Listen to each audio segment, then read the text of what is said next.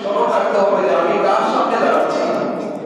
যে দুনিয়ার মধ্যে দেখা যায় কোনো একজন অফিসারের সামনে যদি আমরা যাই, কোনো একজন জজের সামনে যদি যাই, কোনো একজন অফিসারের সামনে যদি যাই, তখন দেখা যায় দেখবে যে মানে অনেক নিজেকে গুছিয়ে অনেক নম্রতার সাথে দেখবে যে অফিসের মধ্যে যায়। যে কোনো একটা অফিসের মধ্যে যখন আমরা যাই, সরকারি বেসরকারি একটা অফিসের মধ্যে গেলে দেখবেন, তো দুনিয়ার কোনো অফিসের মধ্যে গেলে যদি আপনাকে এত বেশি সতর্কতা অবলম্বন করতে হয়, তা আপনি আল্লাহ পাক যে পাঁচ ওয়াক্ত নামাজ আমার জন্য আপনার জন্য ফরজ করে দিয়েছে, ওই মালিকের সামনে আপনি দাঁড়াবো, তাহলে এখানের মধ্যে আমাকে আপনাকে সর্বোচ্চ জীবনের সর্বোচ্চ তাকওয়া অবলম্বন করে আল্লাহকে ভয় করে আপনি যদি দাঁড়িয়ে মহান মালিকের কুদরতি কদমে যদি আপনি সেজদায় করে দাঁড়ান, ওই সকল বান্দারা সেজদায় যাওয়ার সাথে সাথে আল্লাহ পাক তার গুনাহ ক্ষমা করে দিবেন। সুবহানাল্লাহ।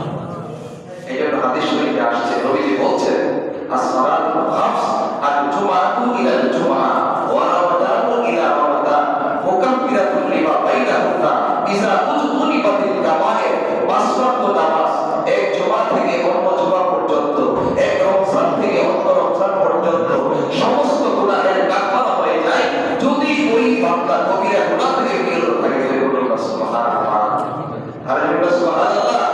এই জন্য আমরা যেন বিনয়ের সাথে আদবের সাথে মসজিদের আদব রক্ষা করে, মসজিদের আদব রক্ষা করে মহান মালিকের ইবাদত বন্দেগী করার জন্য আমরা নামাজের জন্য পরিপূর্ণভাবে ওযু করি এবং বিনয় এবং নম্রতার সাথে আদবের সাথে তাকওয়া অবলম্বন করে যেন আমরা নামাজের মধ্যে দাঁড়িয়ে যাই। এই জন্য আল্লাহর হাবিব সাল্লাল্লাহু আলাইহি ওয়াসাল্লাম আরেকটা হাদিসের মধ্যে এসেছে, নবীজি বলছেন, আমার নবীজি বলছেন, তোমাদের কারো ঘরের সামনে যদি কূপ থাকে, ওই কূপে কোনো ব্যক্তি 5 বার গোসল করলে তার শরীরে কোনো ধরনের ময়লা থাকবে কিনা? সাহাবায়ে কেরাম